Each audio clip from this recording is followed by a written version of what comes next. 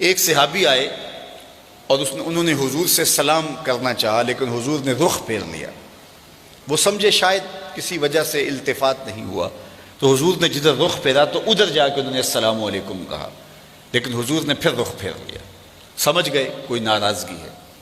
تو چونکہ ایک سفر سے آئے تھے تو انہوں نے دیگر صحابہ سے پوچھا کہ مجھے تو سمجھ نہیں آئی کہ حضور کی ناراضگی کا سبب کیا ہے، کیا تم مجھے بتا سکتے ہو کہ حضور ناراض کیوں ہیں؟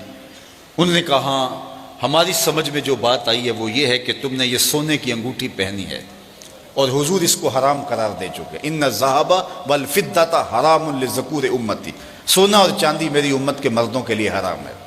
صرف چاندی کی ایک انگوٹھی اور وہ بھی 4.5 ماشے سے کم وزن کی ہو تو وہ مرد کے لیے جائز ہے۔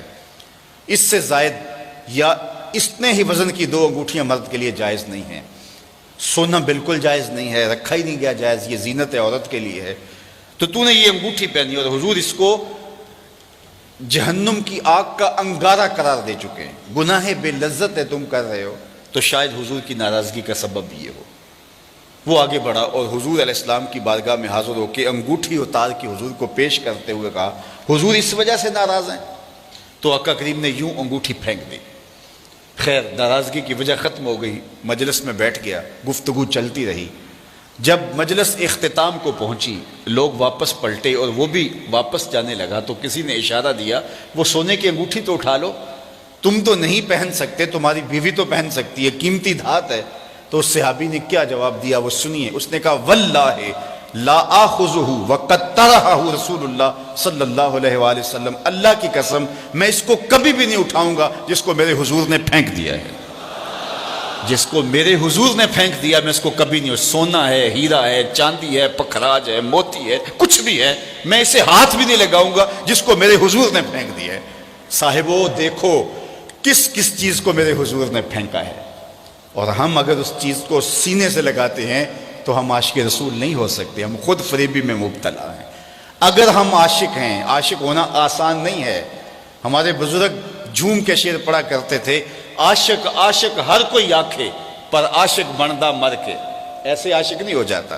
عاشق عاشق ہر کوئی آکھے پر عاشق بندا مر کے، زہر پیالہ کوئی نہیں پیندا پر عاشق پیندا پر کے۔